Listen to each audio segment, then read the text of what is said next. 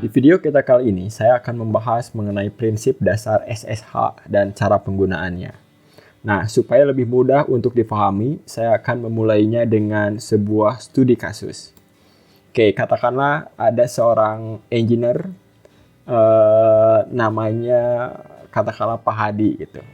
Dia adalah seorang sistem administrator yang lokasinya let's say di Bandung. Kemudian ia mendapatkan tugas dari atasannya untuk merestart komputer atau merestart server yang lokasinya itu ada di Jakarta. Nah, jadi data centernya itu ada di Jakarta. Pak Hadi disuruh untuk merestart server yang ada di sana. Nah, sebagai seorang engineer yang sudah berpengalaman, yang dilakukan oleh Pak Hadi adalah dia membuka laptopnya dari rumah yang ada di Bandung. Nah, kemudian dia melakukan atau mengestablish koneksi ke server yang ada di Jakarta melalui jaringan internet, gitu kan. Nah, yang kita ketahui bahwa internet itu tidak aman, gitu kan, apalagi yang namanya public internet, gitu kan, bisa terjadi sesuatu hal yang membahayakan, gitu, untuk hal-hal yang kritikal. Nah, pertanyaannya adalah bagaimana Pak Hadi bisa mengakses server yang ada di Jakarta dari Bandung?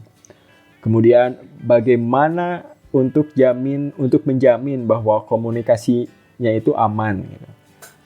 Nah, dalam kasus ini Pak Hadi menggunakan protokol SSH untuk mengakses server yang ada di Jakarta.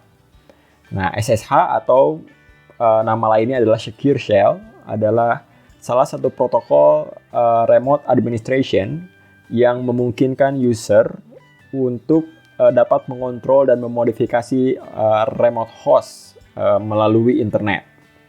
Nah, SSH ini menggunakan teknik kriptografi untuk memastikan komunikasi dari dan ke remote hostnya itu terenkripsi. Cara kerja SSH. SSH beroperasi menggunakan protokol TCP dengan port 22 secara default.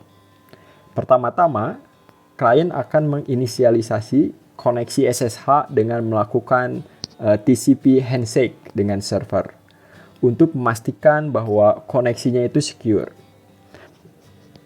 Pada saat handshake ini terdiri dari dua bagian. Yang pertama adalah session encryption negotiation.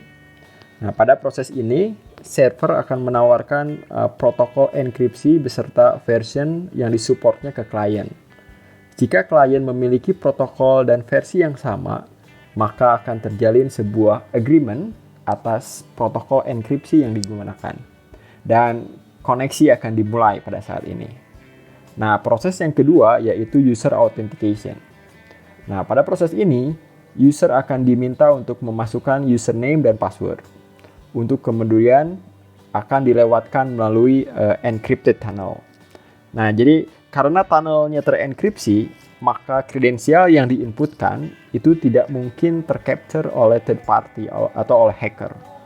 Nah, jika username dan passwordnya itu match, maka user tersebut akan diizinkan untuk akses ke server.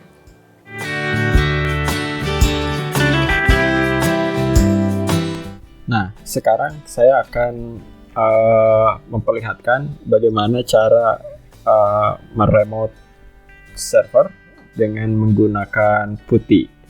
Ya, pertama-tama kalau misalkan belum punya PuTTY, install dulu PuTTY-nya, dan kalau misalkan sudah ada tinggal dibuka PuTTY-nya.